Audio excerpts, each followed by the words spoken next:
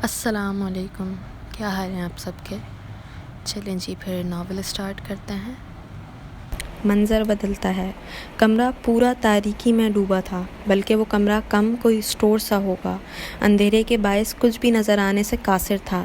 ایک لکڑی کی میز کے پاس رکھی کرسی پر بیٹھا شخص آنکھیں مون چکا تھا۔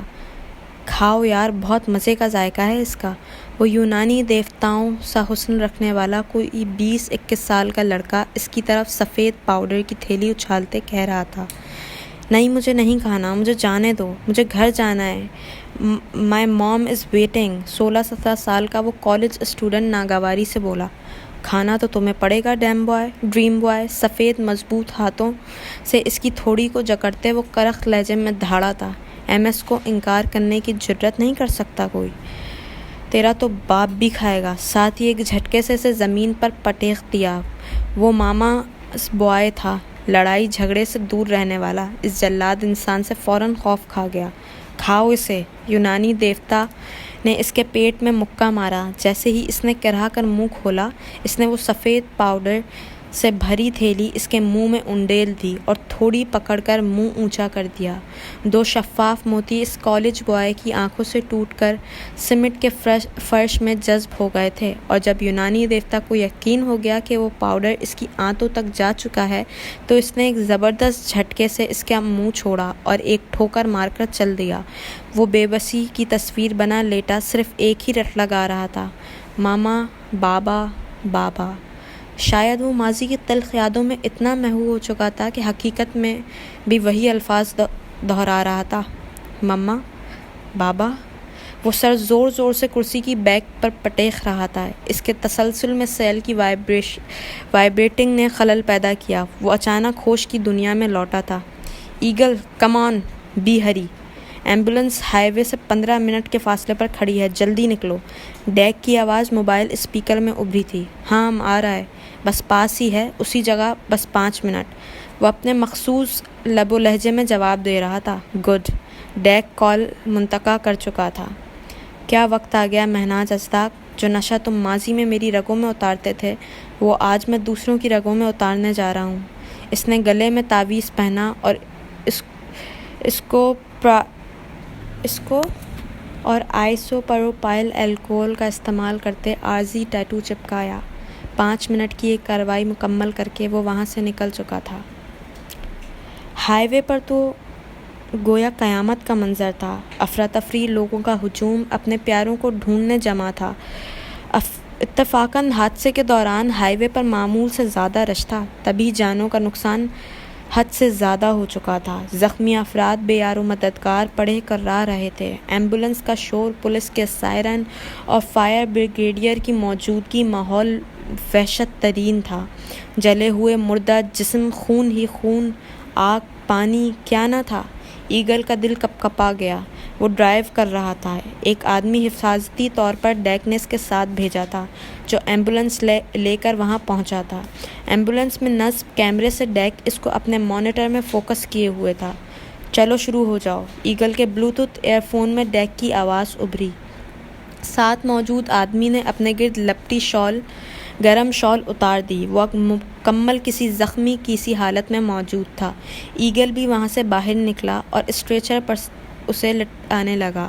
پولیس موجود تھی، جبکہ رینجرز نے علاقے کو سیل کر رکھا تھا اور سیکیورٹی کے انتظامات سنبھال رہی تھی۔ وہ بآسانی ایک ایمبولینس اور اس میں موجود زخمی کا تاثر دیتے ہائی وے سے نکل گئے۔ ایمبولینس کا پچھلا حصہ بوریوں سے بھرا پڑا تھا۔ ایکسیلریٹر پر ایگل کے پاؤں کا دباؤ بڑھ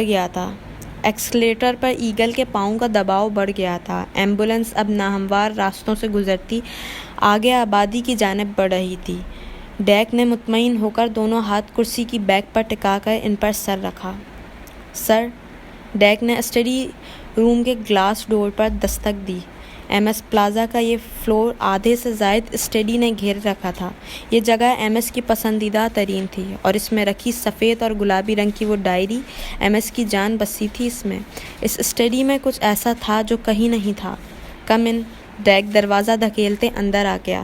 پوری لائبریری میں سفید روئی کی مانند قالینیں بچھا تھیں۔ گلاس کی نہایت قیمتی شفاف منفرد ڈیزائن کی شیلف پر جمی سفید رنگ کی کتابیں۔ اس لائبریری میں زیادہ تر کتابیں پرانی تھیں جن کو سفید کور کر رکھا تھا، باقی تو اس کی فائلز تھیں، اس کی زندگی کے ثبوت، 12 سال کا ریکارڈ۔ سر، مال بحفاظت ڈیلیور ہو چکا ہے اور پیمنٹ آپ کے اکاؤنٹ میں آ چکی ہے۔ ایم ایس نے سفید اور گلابی رنگ کی وہ خوبصورت ڈائری بند کی۔ گڈ، اب تم جاؤ اور اسلحہ سعودی عرب بھیجنے کی تیاری شروع کرو۔ بندے تمہیں چننے ہیں، باقی کا کام میں خود کروں گا، وہ بے تاثر لہجے میں کہہ رہا تھا۔ جی سر۔ ڈیک پلٹا تھا جب مہناز کی آواز پر اسے رکنا پڑا۔ ڈیک، اس نے سوالیہ نظروں سے ایم ایس کو دیکھا۔ کلیگل کو لے کر لنچ ٹائم میں آؤ۔ لنچ ٹائم میں، حکم دے کر وہ پھر سے قلم اٹھا چکا تھا۔ ڈیک نے سرد آہ بھری اور باہر نکل گیا۔ اس نے ڈائری کھولی اور اس میں لکھی بے شمار عربی غزلوں کو حسرت سے دیکھنے لگا۔ اس نے باریک نب والا سنہری قلم اٹھایا اور بہت ہی نفیس لکھائی میں لکھنے لگا۔ میرے دل کی ہر دھڑکن تمہارے لیے غزل لکھتی ہے۔ اسٹڈی کی کھڑکی کھلی تھی، تیز ہوا کے جھونکے اس کے براؤن بالوں سے ٹکرا کر انہیں بکھیرنے لگے۔ ڈائری کے ورق آگے پیچھے ہلتے آخری صفحے پر پہنچ گئے۔ وہ زیر لب ان لفظ کو دہراتے کرسی سے ٹیک لگائے آنکھیں مون چکا تھا۔ میرے دل کی ہر دھڑکن تمہارے لیے غزل لکھتی ہے۔ منظر بدلتا ہے۔ پورا دن ایسے ہی گزر گیا۔ اس نے ایک بار بھی سائقہ کو مخاطب نہیں کیا۔ وہ اپنی ضد کی بہت پکی تھی۔ سائقہ نے بھی سوچ لیا تھا کہ اب اس کی ایسی باتوں کو نظر انداز نہیں کرے گی۔ وہ 3 بار آرمی اور ایئر فورس سے تعلق رکھنے والوں کے رشتے آئے تھے، مگر اس نے صرف اس بات پر انکار کر دیا کہ وہ اپنے ملک کے لیے خدمات انجام دے رہے تھے۔ ابرار صاحب اس جھگڑے سے انجان تھے، ورنہ اب تک نیلم کو منا چکے ہوتے۔ سائقہ سے ناراضگی کے باعث وہ اتنی ٹھنڈ میں بھی چھت پر لیٹی تھی، جس کی دیواریں 3-3.5 فٹ تھیں۔ چارپائی پر لیٹی وہ رضائی کو لپٹے اس کی نرم گرم بستر میں غافل ہو چکی تھی۔ ہوا کے تازہ جھونکے نے بھیگی رات کے سناٹے میں غافل وجود کی بکھری شہد آگائی زلفوں سے چھیڑخانی کی تھی۔ کانوں سے گیسوؤں کا پردہ ہٹا تھا۔ سیاہ رات کے گھپ اندھیرے میں کان میں پہنی بالی چمکی تھی۔ شہادت کی انگلی سے بالی کو گھماتے انابی ہونٹوں نے دائیں کان کی لو کے قریب جاتے سرگوشی کی تھی۔ میرے دل کی ہر دھڑکن تمہارے لیے غزل لکھتی ہے۔ لہجے کی آنچ اتنی پرحدت تھی کہ اس نے پٹ سے آنکھیں کھول دیں اور ایک جھٹکے سے اٹھ کر بیٹھ گئی۔ آس پاس نظر دوڑائی تو پوری چھت سنسان پڑی تھی۔ 14ویں کا چاند پوری سیاہ آسمان پر چمک رہا تھا۔ عجیب سا خوفناک منظر تھا۔ اس نے دل میں اٹھتے خوف کو تھپکی دی اور پھر لیٹ گئی۔ ابھی اس نے پلکوں کی جالر گرائی ہی تھی کہ ایک اور تازہ ہوا کا جھونکا آیا۔ بال چہرے سے ہٹے کسی نے کان میں پھر سرگوشی کی۔ میرے دل کی ہر دھڑکن تمہارے لیے غزل لکھتی ہے۔ دل کی دھڑکن حد سے سوا ہونے لگی۔ پسلیاں توڑ کر باہر نکلنے کو بےتاب دل پر وہ ہاتھ رکھے اٹھی تھی۔ چاند سے زیادہ اس کا ہوش ربا حسن چمک رہا تھا۔ اس نے کان کی لوؤں کو ہاتھ لگا کر محسوس کیا، مگر کسی بھی لمس کا احساس نہ پا کر وہ اور گھبرائی۔ شاید خواب تھا۔ وہ بڑبڑائی، مگر سماعت میں ایک ہی جملے کی تکرار تھی جس کے مطلب سے وہ بھی انجان تھی اور اتنی بھی تمیز نہ کر پائی تھی کہ یہ فارسی ہے یا عربی۔ پھر اچانک اس کو بہت خوف آنے لگا۔ سیاہ رات، سنسان چھت۔ اس نے لپیٹ کر رضائی بامشکل اٹھائی اور سفید نازک گلابی تلووں والے پاؤں نازک جوتی میں گھساتی وہ نیچے بھاگی۔ اسے لگا وہ جملہ ابھی بھی ہواؤں کے دوش پر اس کا پیچھا کر رہا ہے۔ میرے دل کی ہر دھڑکن تمہارے لیے غزل لکھتی ہے۔ سر، ڈیک نے سیاہ ٹراؤزر اور پرسفید ڈھیلی ڈھالی شرٹ پہنے وزنی تربوز جتنی بڑی بال پکڑے بالنگ لین پر ہلکا سا جھک کر نشانہ لیتے ایم ایس کو پکارا۔ پورے بالنگ کلب میں نیلگوں روشنی چھائی تھی اور ہلکے سروں میں بجتا مسحور کن میوزک، یہ عربی میوزک تھا، اس کا پسندیدہ ترین۔ اب تو یہ میوزک 8 سال کے عرصے میں ڈیک کو بھی حفظ ہو چکا تھا۔ مہناز نے فقط ہنکار بھرنے پر ہی اتفاق کیا تھا۔ بال کو وہ باؤلنگ لین پر پھینک چکا تھا۔ سفید رنگ کی کھڑی تمام بوتلیں ایک ہی گیند سے ڈھیر ہو چکی تھیں۔ اس اسٹرائیک پر ایم ایس نے رخ موڑ ڈیک کو دیکھا۔ وہ ہلکا سا مسکرایا تھا۔ ہاں بولو۔ بالنگ باؤل ریٹرن مشین سے نئے گیند برآمد کرتے پوچھا، ایگل کو لنچ پر بلایا تھا آپ نے؟ تو اس نے آبرو چکاتے کہا، وہ آ گیا ہے۔ ڈیک نے اطلاع دی۔ ہاں تو لنچ کراؤ اسے، ایمز نے جواب دیا اور دوبارہ اپنے سابقہ مشغلے میں مصروف ہو گیا۔ سر اگر آپ اس کے ساتھ، ڈیک نے دانستہ جملہ ادھورا چھوڑا۔ یوں میں گو نہ ہو۔ ایم ایس کے سرد لہجے پر ڈیک نے کھسک جانا بہتر سمجھا۔ اس نے گلاس ڈور اوپن کیا تھا جب زبردست اسٹرائیک کی آواز اس کے کانوں میں گونجی۔ ایک بار پھر تمام بوتلیں ڈھہ گئی تھیں، زمین پر گری پڑی تھیں، شکست کھائے ہوئے، اور فاتح شان سے سر و قد کھڑا تھا۔ اس کے ہر انداز سے لاپرواہی اور بے نیازی ٹپکتی تھی۔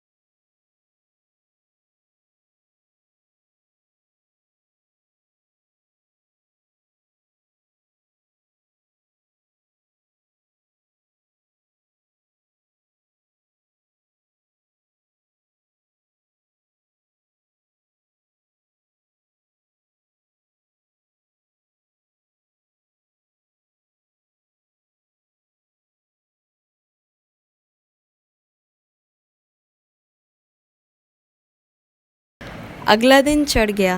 دوپہر، شام اور پھر سورج کو چھپاتی کالی سیاہ ردا اڑتی رات بھی آن ٹپکی، مگر سائقہ کے رویے میں ذرا بھی لچک نہ پیدا ہوئی۔ اب کہ نیلم حقیقتاً پریشان ہو چکی تھی۔ آج وہ سینٹر بھی بغیر چادر اور اسکارف کے گئی تھی۔ دوپٹہ اوڑھے، ٹیل شرٹ اور کھڑے پاجامے میں وہ بے حد حسین لگ رہی تھی، مگر سائقہ نے اسے تب بھی نہ ٹوکا۔ دادوں کی وہ سنی انسنی کرتی وہ باہر نکل گئی۔ دوپہر میں نہ کھانا کھایا اور نہ شام کی چائے پی۔ غرض ہر طریقہ آزما لیا، مگر سائقہ نے تو جیسے اسے نہ بلانے کی قسم کھا رکھی تھی۔ آپی سالن کا ڈونگا دیجیے گا، اس نے جان بوجھ کر کھانے کی میز پر موجود تمام افراد کے درمیان اسے مخاطب کیا۔ سائقہ نے ڈونگا اٹھا کر اس کی جانب بڑھا دیا۔ ہاں برار میاں، کیا بنا نوٹس کا؟ دادوں نے سادہ دال چاول کھاتے ابرار صاحب کو مخاطب کیا۔ جی اماں، کرایہ داروں کو نوٹس تو مہینے کے شروع میں ہی بھیج دیا تھا۔ آج 29 ہے، کل چلے جائیں گے۔ نئے کرایہ دار بھی بڑی فیملیز ہی مل رہی ہیں، علاقہ بھی تو ایسا ہے، وہ تفصیلاً بتانے لگے۔ ارے میاں، یہ بڑے بڑے خاندان بھلا 2-3 کمروں کے مکان میں کیسے آ جاتے ہیں؟ میں تو صاف کہہ دیتی ہوں، کوئی چھوٹا سا خاندان ہو، بچے اتنا شور گل کرتے ہیں، مجال ہے جو قرآن کی تلاوت بھی سن پاؤں میں، اور گندگی الگ پھیلاتے ہیں۔ ہائے، کسی اچھے علاقے میں گھر لیا ہوتا تو آئے مہینے دشواری نہ اٹھانی پڑتی۔ دادوں نے سرد آ بڑھتے اپنی پلیٹ میں اور سالن نکال لیا، ساتھ گندم کے آٹے کی نرم روٹی توڑنے لگی۔ اماں، اب جو جمع شدہ رقم تھی اور سائقہ کی امی کا زیور تھا، اس سے بھی اتنی رقم نہ بن سکی کہ کراچی جیسے مہنگے شہر میں اچھے علاقے کا کوئی گھر لے سکوں۔ اس محلے میں بھی زمین کا ٹکڑا مل گیا، غنیمت جانا میں نے، ابرار صاحب نے مزید تبصرہ کرتے کہا۔ عجیب و غریب محلہ، کچرے سے بھری گلیاں اور تھرڈ کلاس لوگ۔ نیلم نے بھی گفتگو میں حصہ لیا۔ چپ کر تو، بڑی میم آئی ہے، 18 کی ہونے جا رہی ہے مگر عقل گھٹنوں میں ہے، یہ بھی نہیں پتا کہ کہاں کیا بات کرنی چاہیے اور کیا نہیں۔ دادوں کے جھڑکنے پر اس نے برا سا منہ بناتے دوبارہ کھانا شروع کر دیا۔ دادوں نے ابرار صاحب کو دیکھا اور پھر دوبارہ شروع ہو گئیں۔ یہ حارث کب آ رہا ہے؟ ماشاءاللہ سے 5واں سال چڑھ گیا ہے اسے دبئی گئے۔ 18 سال کی تھی سائقہ جب اس کی خالہ کے پرزور اصرار پر اس کا اور حارث میاں کا نکاح کر دیا تھا۔ اب تو 5 سال کا عرصہ بھی بیتنے کو ہے۔ بھئی ابرار ابرار میاں، تمہارا کوئی ارادہ ہے بیٹی کو رخصت کرنے کا یا نہیں؟ میں تو کہتی ہوں کہ اس آفت کو بھی ساتھ ہی رخصت کر دو، 12ویں کے امتحان ہونے والے ہیں، بس 4-5 ماہ میں 18 کی ہو جائے گی۔ تم کیا کہتے ہو؟ دادو بغیر لحاظ کے بچیوں کے سامنے ہی شروع ہو چکی تھیں۔ نیلم نے چمچ زور سے پلیٹ میں پٹخا۔ ابرار صاحب نے لمبی سانس کھینچتے پلیٹ کھسکائی اور جگ سے گلاس میں پانی انڈیلنے لگے۔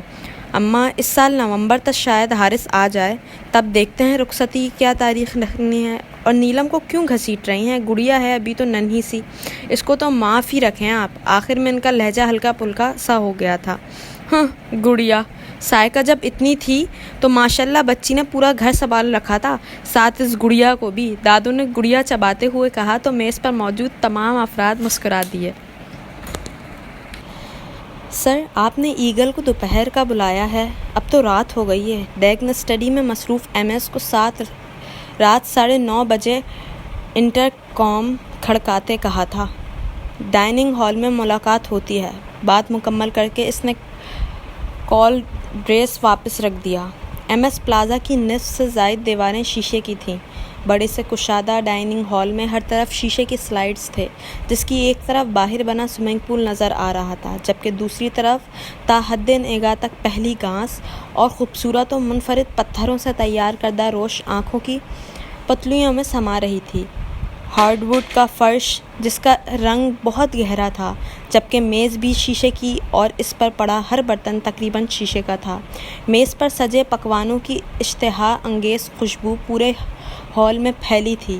12 کرسیوں والی میز کی ایک کرسی پر ٹکا ایگل آج بھی اپنے مخصوص انداز میں آس پاس کا جائزہ لینے میں مصروف تھا۔ ڈیگ جلے پیر کی بلی کی طرح چکر لگانے میں مصروف تھا، گویا پینڈولیم بنا ہوا تھا۔ بھاری قدموں کی چاپ پر ایگل نے سر اٹھا کر دیکھا۔ براؤن بال، کسراتی بدن، انابی ہونٹ، غلافی آنکھیں، سفید دمکتی رنگت اور بھورے بالوں سے بڑے مضبوط سخت ہاتھ اور کھڑی مغرور ناک۔ ایگل کو یکلخت ہی افسوس ہوا۔ بادشاہوں سا حسن و جمال رکھنے والا شخص در حقیقت ایک درندہ صفت انسان تھا۔ وہ تو بچپن کی کہانیوں میں ظالم بادشاہ کردار بھی ادا کرنے کے لائق نہیں تھا۔ ظالم کی اوپری سطح درندگی، وہ تخت جہاں کی اولین نشست پر منہاج ازداق پورے استحقاق سے برزمان تھا۔ بسم اللہ کرو ایگل۔ اس کے بسم اللہ کہنے پر ایگل کا حلق تک کڑوا ہو گیا۔ حیرت ہے، ایم ایس تمہیں خدا یاد ہے؟ وہ دل میں اس سے مخاطب ہوا، پھر پلیٹ تھامنے لگا۔ جب ایک بارودی شخص اس کے پاس آ کر ڈشز پاس کرنے لگا، جب کہ اسی طرح کی وردی میں ملبوس 2 افراد ایم ایس کے دائیں بائیں کھڑے اسے پلیٹ، چھری، کانٹے، ڈش، ہر چیز پکڑا رہے تھے۔ ان کے انداز سے پتہ چلتا تھا کہ وہ اپنے مالک کی عادات سے واقف ہیں۔ تمام مطلوبہ اشیاء مل جانے پر ایم ایس نے ملازموں کو جانے کا اشارہ کر دیا اور ڈیگ کو بیٹھنے کہا۔ وہ ایگل کے ساتھ 2 کرسیاں چھوڑ کر تیسری پر بیٹھ گیا۔ تمہاری بڑی تعریف سنی ہے ایگل، ایم ایس نے ٹھہرے لہجے میں عام سے انداز میں بریانی نگلتے ایگل سے کہا، جس کی پلیٹ میں چاول جا بجا بکھرے تھے۔ کرم نوازی ہے آپ کی، چکن کا پیس اٹھاتے مصروف انداز میں ایگل نے جواب دیا۔ چھوٹے صاحب میرے کام کا بندہ نہیں نکلا، دوبارہ ریٹ پڑنے پر تھانے بھی جا چکا ہے، اور رسکی کام کے لیے بھی مجھے الگ بندے کا انتظام کرنا پڑتا ہے، اور جامعہ کے طلبہ کی بھی ابھی تک وہی تعداد ہے، اس میں بھی اضافہ نہیں ہوا۔ اب تو اس نے غداری بھی کر ڈالی، ہم تک بات پہنچائی ہی نہیں اور تمہیں اس گینگ کا رازدار بنا لیا۔ عادت کے مطابق اس نے تفصیل سے بات کی۔ وہ سب تو ٹھیک ہے استاد، مگر ہم آپ کے لیے کیا کر سکتا ہے؟ ایگل نے اب کی بار کھانے سے توجہ ہٹاتے پوچھا تھا۔ اچھا سوال ہے، اور اس کا بہت زبردست جواب یہ ہے میرے پاس۔ ایم ایس نے وائن کے اسٹائلش گلاس میں پڑے پانی کو حلق میں اتارنا شروع کیا، البتہ ایگل اب بھی اسی کی جانب متوجہ اگلی بات کا منتظر تھا۔ تم میرے سے زیادہ یہ کام اپنے لیے کرو گے؟ ایگل نے تعجب سے آنکھیں سکیڑی، جو آج بھی سرمے سے لباب بھری پڑی تھیں۔ یا اپنے لیے؟ دیکھو بھائی، پیسہ اور دولت آتے کس کو بری لگتی ہے؟ اس نے بات شروع کرتے اطمینان سے کرسی کی پشت سے ٹیک لگاتے ہاتھوں کی انگلیاں باہم ایک دوسرے میں پیوست کرتے کہا۔ چھوٹے صاحب کام کا بندہ نہیں، مگر میرا ایک اصول ہے، جس کو ایک بار اپنے ساتھ شامل کر لوں کبھی اسے بے یار و مددگار نہیں چھوڑتا۔ اس لیے اب جو بھی کانٹریکٹ سائن ہوگا اس کا معاوضہ 7% تمہارا، جبکہ 40% 60% تمہارا جبکہ 40% چھوٹے صاحب کا ہوگا۔ ہاں اگر کوئی رسکی ڈلیوری تم نے اکیلے سر کر لی تو تمہیں اس کا پورا معاوضہ ملے گا۔ ایم ایس نے ایک خاکی رنگ کا لفافہ اس کی جانب اچھالا جسے اس نے سرعت سے کیچ کیا تھا۔ ایم ایس اس کی مکمل توجہ سے متاثر ہوتے ہوئے مسکرایا تھا۔ اقوام متحدہ کی رپورٹس کے مطابق پاکستان میں 76 لاکھ افراد منشیات کا استعمال کرتے ہیں، جن میں 78% مرد اور 22% عورتیں ہیں، اور مزے کی بات یہ ہے کہ 76 لاکھ میں سے زیادہ تر افراد 24 سال کی عمر کے لگ بھگ ہیں۔ ظاہر ہے یہ جامعہ سے تعلق رکھنے والے افراد ہی ہوں گے، مگر مجھے 76 لاکھ اب 1 کروڑ کی حد پار کرتے ہوئے چاہیے، اور یہ کام تم کرو گے۔ ینگ ہو، لک چینج کرو، کالج یونیورسٹیز میں گھس جاؤ، تنظیمیں قائم کرو، پارٹیز بناؤ، اسٹوڈنٹس کو اپنے جال میں جکڑنا شروع کرو اور انہیں اس زہر کا عادی بنا دو۔ سانس روکے۔ اس کی بات سنتے ایگل نے گہری سانس لی۔ ہم تیار ہیں اس کام کو، مگر ہماری سیکیورٹی کی ذمہ داری آپ کو لینا پڑے گی۔ جامعہ کالج میں گھسنا کوئی آسان کام نہیں، اور پرائیویٹ میں تو بالکل نہیں۔ اس نے اپنی پریشانی بتائی۔ تمہارے تحفظ کی تمام ذمہ داریاں میری ہیں۔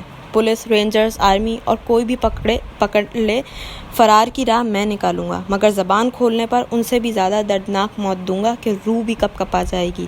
سرد برف جیسا لہجہ تھا اس کا۔ ایگل نے تھوک نگلا۔ ہاں، پرائیویٹ میں تو جانے کی ضرورت ہی نہیں ہے۔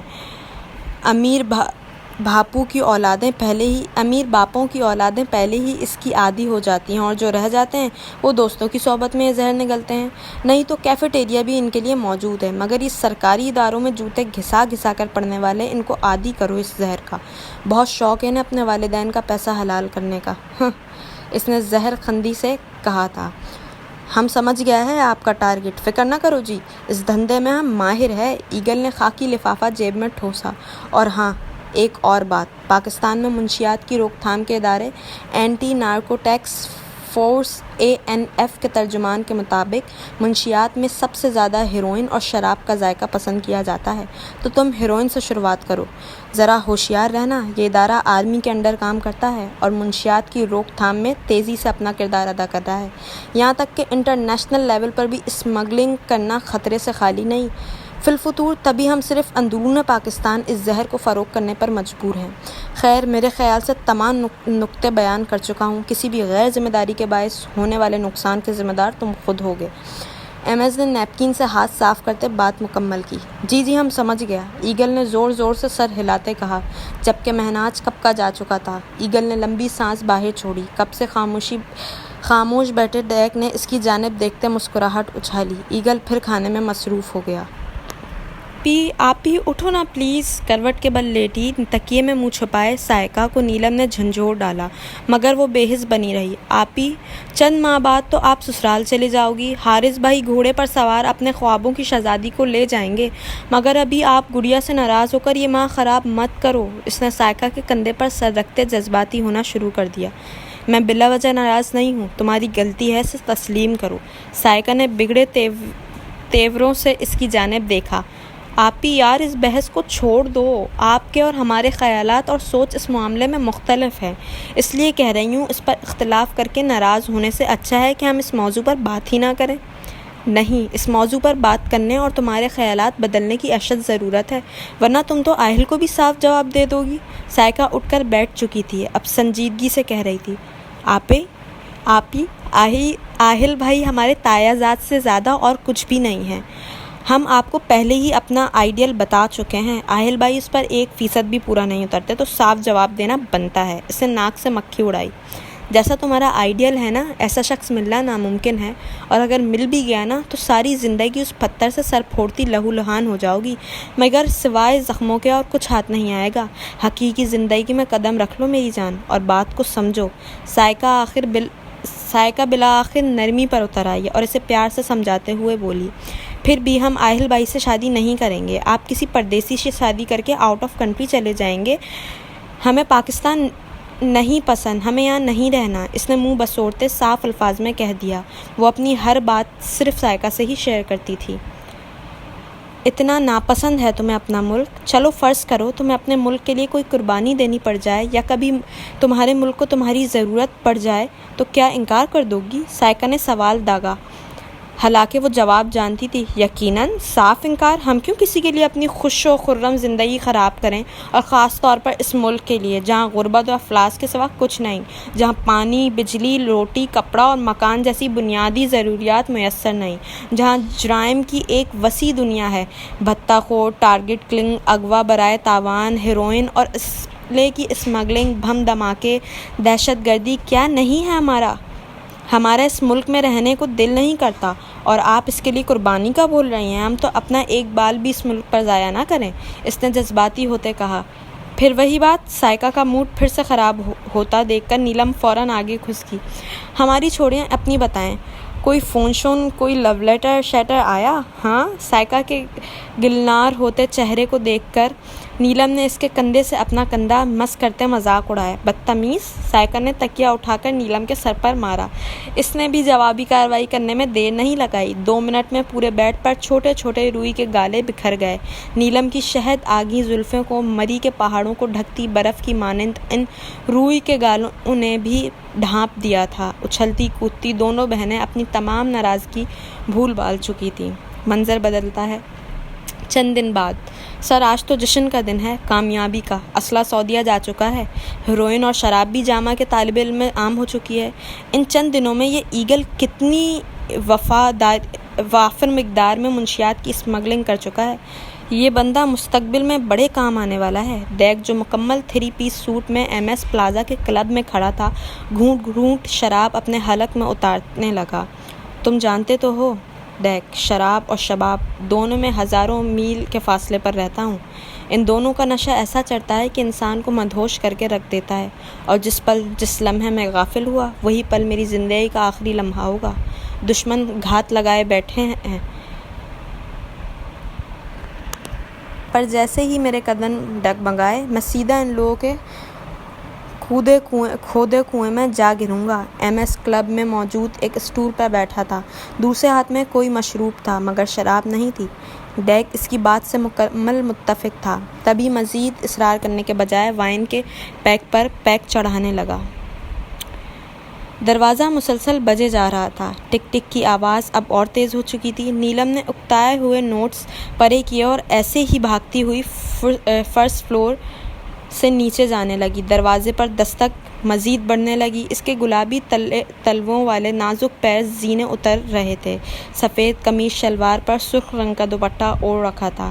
ٹک ٹک آتے ہیں، اس نے وہیں سے ہانک لگائی۔ راہداری کو تیزی سے عبور کرنے لگی۔ جالی دار دروازہ کھول کر وہ اب مین گیٹ کے پاس کھڑی تھی۔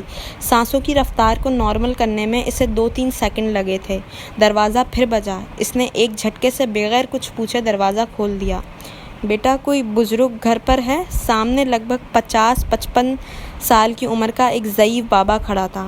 گہرے سبز رنگ کا کھلا کرتا، گھنگھریالے لمبے کالے سیاہ بال، موٹی موٹی بھویں، چہرے کے آس پاس بال بکھری تھے، اور بابا جی سر کو اتنا جھکائے کھڑے تھے کہ چہرہ بھی نظر نہ آ پا رہا تھا۔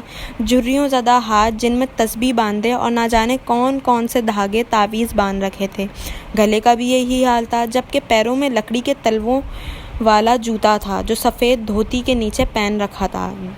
گندے بڑے بڑے ناخن، ایک ہاتھ میں لکڑی کی چھڑی۔ نیلم نے ناگواری سے مکمل جائزہ لیا۔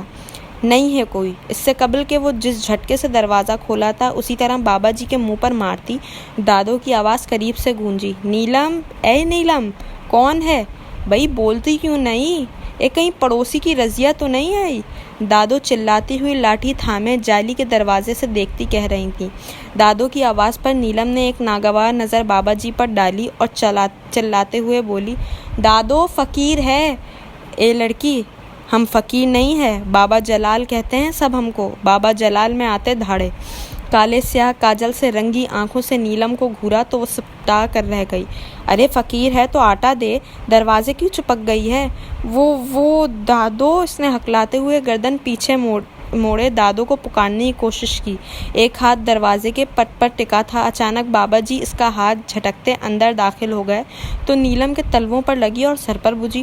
رکو بابا جلال، تمہیں اندر آنے کو کس نے کہا؟ باہر، شاباش باہر نکلو ابھی، اس سے پہلے کہ اس چھڑی سے ہم تمہاری ٹھوکائی کر دیں۔ نیلم ایک ہاتھ پسلیوں پر رکھے اور دوسرے سے باہر کی جانب اشارہ کرتے بولی، توبہ توبہ، کتنی زبان درازی ہے چھوری، تیرا تو میاں تجھے نہ رکھے، بابا جلال سے گستاخی کرتی ہے، چھری۔ بابا جی نے بھی میدان میں چھلانگ لگا دی۔ میرا میاں، نیلم کی بات بیچ میں تھی جب دادو جالی دار دروازے سے گیراج میں داخل ہوئی اور اسے بازو سے دبوچ کر پیچھے گھسیٹا۔ نیلم ان کی سخت گرفت پر کراہ کر رہ گئی، ساتھ ہی غصے سے بابا جلال کو دیکھا۔ بابا جی تسیاں کوئی کم اے؟ دادو کی شیریں لہجے پر نیلم کا پارا اور ہائی ہوا، مگر دادو کے باعث ضبط کیے کھڑی رہی۔ کنڈی لگا جا کے، دادو نے نیلم کو گھورا اور بابا جی کو لیے اندر چلی آئیں۔ نیلم جب کنڈی لگا کر اندر آئی تو دادو بابا جی کو راہداری دکھاتی ان سے باتوں میں مگن تھی۔ پھر اوپر کے فلور کا ایک راؤنڈ لگا کر بابا جلال اور دادو ڈرائنگ روم میں آ بیٹھے۔ نیلم وہیں کھڑی ان کی واپسی کی منتظر تھی، پھر ان کے پیچھے ہی ڈرائنگ روم میں چل دی۔ سائقہ کچھ کتابیں خریدنے اپنی سہیلی کے ساتھ گئی تھی، جبکہ ابرار صاحب کالج جا چکے تھے۔ جا بابا جی کے لیے چائے بنا لا میری بچی، دادو نے پیار سے پچکارا تو پاؤں پٹیکتی کچن میں چل دی۔ جی بابا جی، کیا محسوس کیا آپ نے؟ گھر تو کافی پرانا ہے، ابرار میاں نے کم مالیت کی وجہ سے خرید لیا، کوئی ایسی ویسی بات ہے تو بتا دیں، دادو نے پوچھا۔ بات یہ ہے بی بی کہ گھر میں تو کچھ ایسا نہیں۔ ساتھ والا کس کا ہے؟ بابا جی نے کرائے کے لیے خالی مکان کی بابت دریافت کیا۔ وہ تو اسی گھر کا حصہ ہے، بس دیوار کر دی ہے بیچ میں کرائے پر دینے کو، دادو نے جواب دیا۔ کرائے پر؟ ہنکار بھرا، کرائے پر تو رکھو، تب بھی بی بی کسی عورت کو مت رکھو اپنے برابر والے مکان میں، ایسے گھرانے کو مکان دو جس میں عورت ذات شامل نہ ہو، بچی بھی نہ ہو، بابا جی نے حکمیہ لہجے میں کہا۔ مگر کیوں بابا جی؟ اے بی بی، تیرے بھلے کو کہہ رہا ہوں، مکان کسی مرد کو دے، آئی سمجھ؟ اگر نہیں مانے گی تو نقصان اٹھائے گی۔ بابا جلال بات بے بات جلال میں آ جاتے۔ جی جیسا آپ کہیں بابا جی۔ اور کچھ؟ دادو نے جلدی سے اپنے لہجے میں بشاشت بھرتے کہا۔ ہاں، ساتھ والے مکان میں آئے لوگوں کو تنگ مت کرنا، اب اس مکان میں رہنے والوں کو اپنے مہمان، اپنے گھر کی رحمت سمجھو بی بی۔ اور گھر میں کتنے افراد ہیں؟ بابا جی نے اپنے سیاہی مائل آنکھیں گھماتے پوچھا۔ 4 افراد ہیں بابا جی، ابرار میرا بیٹا کالج میں پروفیسر ہے، اور یہ نیلم میری چھوٹی پوتی، اور بڑی پوتی کتابیں لینے گئی ہے، دادو نے تفصیل سے جواب دیا۔ چلو بی بی، اللہ تمہاری پوتیوں کے نصیب اچھے کرے، بابا جی نے کہتے ساتھ تخت چھوڑ دیا۔ وہ جانے کو اٹھے تو دادو بھی چل دیں۔ چائے کی ٹرے لاتی نیلم نے حیرانگی سے بابا جی کو جاتے دیکھا۔ دادو چائے بنوائی ہے تو پی بھی لیں، بابا جلال کو نہیں پتا کہ رزق ضائع نہیں کرتے۔